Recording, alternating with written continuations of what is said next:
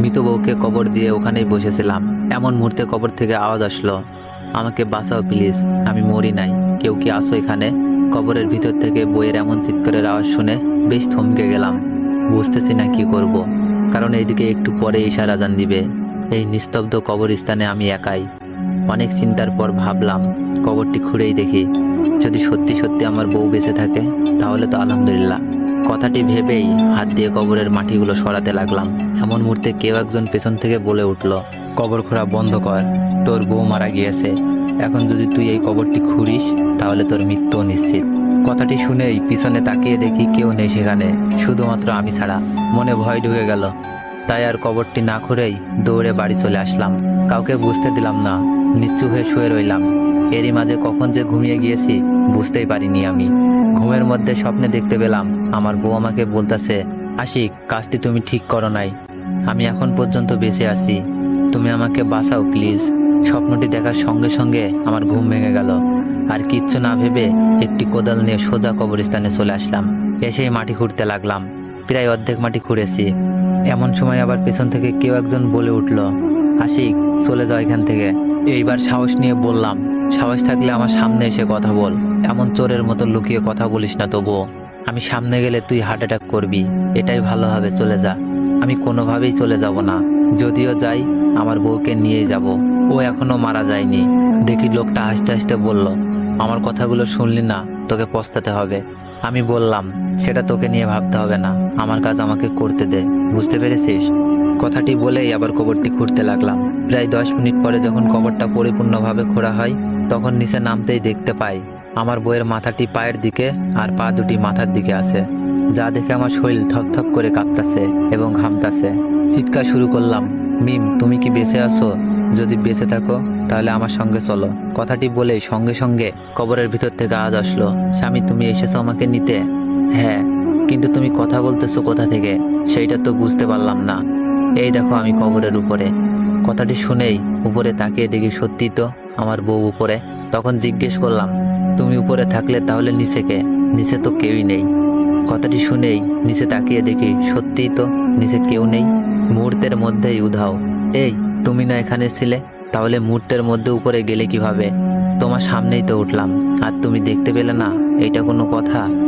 একদম মিথ্যা বলবে না। উঠেছি আমি, তুমি লক্ষ্য করো নাই? ও আচ্ছা, তুমি মৃত্যুর পরে কিভাবে বেঁচে উঠলে? তুমি তো মরে গিয়েছিলে। না, আমি মরি নাই। ঠিক আছে, এখন বাসায় চলো।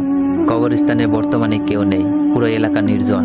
আরে ভয় করিও না, আমি তো আছি। বইয়ের কথাই আশিক একটু আশ্চর্য হলো, কারণ যেই মেয়েটি সন্ধ্যা হলে বাইরে যেতে ভয় পেত সে কিভাবে বলতেছে ভয় পেও না, আমি আছি। আচ্ছা মিম, তোমার ভয় লাগতেছে না? না, ভয় লাগতেছে না। তুমি থাকতে কিসের ভয় বলো? এরপরে মিমকে নিয়ে সোজা বাসায় চলে আসলাম। বাসায় আসার সঙ্গে সঙ্গে সবাই ওকে দেখে বেশ আশ্চর্য হলো, কারণ একটি মৃত ব্যক্তি কিভাবে জ্যান্ত মানুষের মতো চলাফেরা করতেছে। সবাই জিজ্ঞেস করলো, কি ব্যাপার মিম, তুমি মারা যাওনি? আশ্চর্য, আমি মারা যাব কেন? আপনারা বুঝতেছেন না। আপনারা বুঝতে না পেরে আমাকে মৃত ভেবে মাটি দিয়েছিলেন। ও যাক, আল্লাহ তোমাকে বাঁচিয়ে রেখেছে, এইটা দেখে আমরা খুশি হলাম। তাই? হ্যাঁ, কারণ তোমার মতো। কথাটি শেষ হতে না হতেই আশিক বলে উঠল, মিম, তোমার শরীর অপরিষ্কার, ওয়াশরুমে গিয়ে পরিষ্কার হয়ে আসো। ঠিক আছে। এরপরে এভাবে 3-4 দিন চলে গেল। হঠাৎ একদিন রাতে লক্ষ্য করলাম মিম বিছানায় নাই।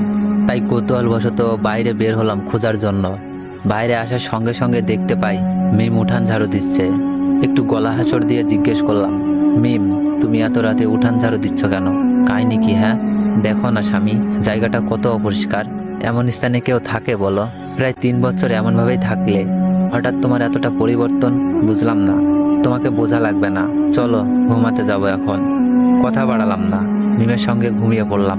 পরের দিন সকালবেলা উঠে একটু বাইরে যেতেই শুনতে পেলাম কবরস্থান থেকে লাশ হারিয়ে যাচ্ছে। সেই লাশগুলো আবার একটি পুকুর পাড়ে পাওয়া যাচ্ছে, কিন্তু লাশের চোখ দুটি করেই নিখোঁজ। কথাটি শুনে একটু ভয় পেলাম মনে। তার সামনে না গিয়ে সোজা বাসায় আসলাম। বাসায় এসে দেখি মিম বাসায় সব কাজ করতেছে। বুঝলাম না, যেই মেয়েটা কাজকে ভয় পেত সেই মেয়েটা কিভাবে এত কাজ করছে। এমন মুহূর্তে মা এসে বলে, আশিক, বাবা তোকে কিছু কথা বলতে চাই আমি। হ্যাঁ মা, বলো, কি বলবা? বাবা, মিমের কথাবার্তা, আচার আচরণ বেশ অদ্ভুত হয়ে গিয়েছে। যেই মেয়েটা কোনো কাজ পারতো না সে এখন সব কাজ করছে। আবার বলে, আরো কাজ থাকলে বলো আমাকে। মায়ের কথা শুনে আমিও বেশ অবাক হলাম, কারণ আমিও এইসব পরিবর্তন দেখতেছি মিমের মধ্যে। মা, আমি দেখতেছি এ ব্যাপারটা, তুমি চিন্তা করিও না। সারা দিনটি যাওয়ার পরে রাত্রে মিমকে বললাম, মিম, তুমি কি সত্যি আমার বউ? মিম বলে, এমন অদ্ভুত প্রশ্ন শুনে মিম উত্তর দিল, তুমি যে কেমন প্রশ্ন করো, আমার কাছে উত্তর থাকে না। তাই এই, তুমি এখন ঘুমাও তো, আমার ভীষণ ঘুম পাচ্ছে এখন। কথাটি শুনে ঘুমের ভান করে থাকলাম, আর মনে মনে ভাবলাম আমাকে জানতেই হবে মিমের আসল কাহিনীটা কি। কবর থেকে উঠে আসার পরেই কি এমন হলো। এইভাবে চিন্তা করতে করতে রাত 12টা বেজে গেল।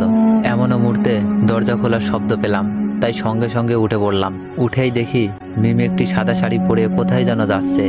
কৌতূহল হয়ে তার পিছু নিলাম, দেখি কোথায় যায়। এত রাতে এই সাদা শাড়ি পরে প্রায় 2-3 মিনিট পিছু নেওয়ার পরে দেখলাম মিম কবরস্থানের দিকে যাচ্ছে, যেটা দেখে আমার বুকটা একটু কম্পন দিয়ে উঠল। তবুও পিছু যেতে থাকলাম। অবশেষে যখন কবরস্থানের কাছে চলে আসলাম, তখনই দেখি মিম তার শরীর থেকে সেই সাদা শাড়িটি সম্পূর্ণ খুলে ফেলল। এইবার মিম চিৎকার করে বলতে লাগলো, অভ্র, খুব শীঘ্রই তুমি আবার পৃথিবীতে চলে আসবে, আর মাত্র কিছু চোখ লাগবে। মিমের এমন চিৎকারের আওয়াজ শেষ হওয়ার পরে সঙ্গে সঙ্গে একটি ছেলে কণ্ঠ ভেসে আসলো, কোহিলিকা, তোমার জীবনে আমি শীঘ্রই ফিরে আসব, তুমি চেষ্টা চালিয়ে যাও। এমন মুহূর্তে পেছন থেকে কেউ একজন এসে আমাকে বলে। গল্পটি সেকেন্ড পার্ট চাইলে বেশি বেশি কমেন্ট করুন, আর যদি আপনারা ফুল